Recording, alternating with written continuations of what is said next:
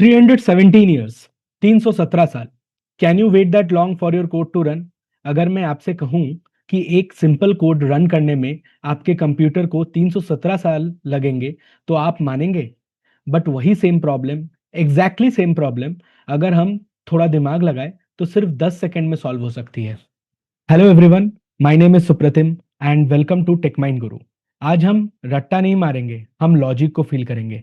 We will see why there is a massive difference between an average coder and an expert problem solver. So buckle up guys. First look at the bigger picture. This is not just a random video, ये शुरुआत है आपके DSA की complete journey की. We have designed this roadmap to take you from zero to expert. Module 1 and 2, we will build the foundation with arrays and number theories. Module 3, we will move to core structures like linked list. Module 4, we will learn about advanced pointers, maths and backtracking. And Module 5, finally हम expert level heaps, graphs and DPs पे बात करेंगे. So Module 1 and Module 2 will be coming under phase 1. Phase 1 is all about forging your toolkit. Before we fight the big battle, हमें अपने weapons ready करने होंगे. Today, we will start with the most important skill, the art of problem solving. So, in the module 1, after this intro to problem solving, we will learn about time complexity and big O notation. Then we will learn about arrays and memory management.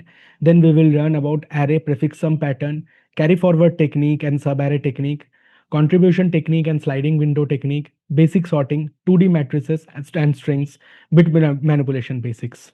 In module 2, we will learn about advanced arrays, recursion and number theory, in which we will learn advanced array optimization, advanced 2D matrix problems, advanced bit manipulation, how to think recursively, modular arithmetic and GCD, introduction to hashing, merge sort, quick sort and comparator problem. इसके बाद we will master the landscape, in which 3 modules are designed. Module 3 will teach you the code structures, binary search on answers, binary search on arrays, linked list, traversal, reversal, detecting cycles, stacks and queues implementation, introduction to trees, traversals, pre-order traversal, post-order traversal, in-order traversal, binary search tree. In module 4, we will learn about some advanced techniques like how to apply combinatorics and prime numbers, two-pointer techniques, backtracking, including subsets and permutation, advanced linked list, LRU cache implementation, advanced trees like lowest common ancestors, right view, left view, top view, bottom view, inverted views, advanced hashing. In level 5, we will move to expert level, where we will learn about heaps and priority queues, greedy algorithm, dynamic programming, 1D DP, 2D DP, knapsack DP, graphs, DFS, BFS, Dijkstra, topological sort, and minimum spanning tree. Now, how would a beginner solve this? So let's start with the classic problem. Given a number n, count its factor. लीजिए n equal to 24. Factors क्या है? 1, 2, 3, 4, 6, 8, 12 और 24. Total 8 factors. Easy है, right? ये तो बचपन का maths है. Now, how would a beginner solve this? They would think, just check everything. So, you are gonna run a loop from 1 to n. If n mod I is exactly equal to 0, count बढ़ा दो. This is exactly what we are doing in this code. Logically it is correct, right? But is it efficient? बिल्कुल नहीं. यहाँ आता है असली challenge. What if n equal to 10 to the power 18? Your computer does roughly 10 to the power 8 operations per second. So every online compiler will allocate 1 gigahertz of processor for evaluating the job or compiling the code. So in 1 second, we are allowed 10 to the power 8 operations to run. But in our case, the iterations needed are 10 to the power 18. So total time that will take for the previous code to run 10 to the power 18 divided by 10 to the power 8, which will be 10 to the power 10 seconds, which will come 317 years. So calculations के हिसाब से it will take 317 years. आप code submit करोगे और result शायद अगली century में आएगा. ब्रूट फोर्स हर जगह काम नहीं करता. So what is the solution? ध्यान से सुनिए. Factors always comes in pairs. Look at the circle. अगर इसमें 100 के फैक्टर्स बोला जाए तो 1 और 100 इसके दो फैक्टर्स हुए, 2 और 50 उसके फैक्टर्स हुए, 4 और 25 उसके फैक्टर्स हुए, 5 और 20 उसके फैक्टर्स हुए, और 10 10 के साथ मिलके एक फैक्टर। तो जो पेयर 2 में मिला है, क्या वही पेयर हमें 50 में भी मिल रहा है? That means if i is a factor of n, then n by i is also a factor, right? So it's like एक फैक्टर ढूंढो, दूसरा फ्री में मिल जाएगा. This is the refined solution. The loop only runs while I into I is lesser than equal to n. So our search space reduced from n to root n, because the other pairs, the mirror pairs, will be on the opposite side of the root n. But इसमें भी एक catch है. What if I and n by r is equal? तो क्या हम उसे दो बार काउंट करेंगे? No, right? सो यहां पर i into i is equal to n, जो कि 100 के एग्जाम्पल में आता है कि 10 उसका एक फैक्टर है, तो 100/10 भी उसका एक फैक्टर है, which means 10 into 10 is equal to 100. So हमें उस केस में एक ही फैक्टर को बढ़ाना है. बट मेन थिंग जो है कि वो हमारे लूप को रूट n तक चलाएगा, and it will bring back our problem, our solution, optimise solution to 10 seconds. हमने कंप्यूटर चेंज नहीं किया, हमने एल्गोरिदम बदल दी. Now let's use this tool for a famous interview question, check if a number is prime or not. बहुत लोग confuse होते हैं डेफिनेशन में. The correct definition is a prime number has exactly two distinct factors, one and itself. So solution बहुत elegant है. We just call our optimized count factors function, in which we have worked in the previous slide. अगर factors exact दो है तो return true, वरना return false, because our logic runs in square root of n time. ये code super fast है. Friends, ये जो हमने अभी किया, ये कोई तुक्का नहीं था. This is a scientific process called the problem solvers method. इसके 4 स्टेप्स याद रख. ब्रूट फोर्स फर्स्ट, पहले सिंपल सॉल्यूशन लिखो ताकि प्रॉब्लम समझ आए. Analysing the break point, check करो वो कहाँ फेल हो रही है.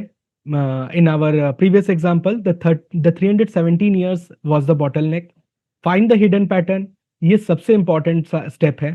पैटर्न ढूंढो, जैसे हमें फैक्टर्स इन पेयर्स ढूंढा. And in fourth step, optimise and reuse, उस पैटर्न को कोड में बदलो और नया प्रॉब्लम सॉल्व करो. Let's apply this method again. एक कहानी बताते. एक स्कूल था जहां पर एक टीचर ने एक दिन क्लास में आकर के स्टूडेंट्स को बिजी रखने, उसने 1 से लेकर के 100 तक के नंबर्स को ऐड करने को दे दिया. लेकिन वहीं पर एक क्लास 4th का जीनियस बच्चा था जिसका नाम था गॉस. उसने उसमें पैटर्न ढूंढा. उसने क्या देखा कि अगर हम फर्स्ट और लास्ट नंबर को ऐड करते हैं, सेकंड नंबर और सेकंड लास्ट, थर्ड नंबर और थर्ड लास्ट, इसी तरीके से नंबर्स को ऐड करते हैं, तो हमारे पास 50 ऐसे पेयर्स बनते हैं जिसका पेयर सम हमेशा एग्जैक्ट सेम रहता है, जो कि है 101. सो उसने 50 into 101 which is equal to 5050 answer दे दिया 2 मिनट में. Now let's turn this trick into a proper tool. Gauss solved it for 100, but what if the number is n? So जब नंबर्स पेयर्स में है, then n is the first n natural numbers. Since वो pairs में है तो divided by 2, sum of each pair जो है वो n+1 है. तो इससे आया एक generalise formula n into n+1/2. So अब हमें मैनुअल एडिशन करने की जरूरत नहीं है, हम सीधा फॉर्मूला यूज कर. But how does a computer think?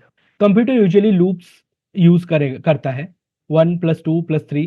Programming में हम टाइम नहीं, इटरेशंस काउंट करते हैं. Loop 1 to n means n iteration. Measuring this iteration is the first step to optimisation. तो बेसिकली यहां हमें इटरेशंस फाइंड करने का एक फॉर्मूला समझना. तो basically when a and b are in closed inclusive range, तो उसका इटरेशंस निकालने का फॉर्मूला b - a+1 होता है.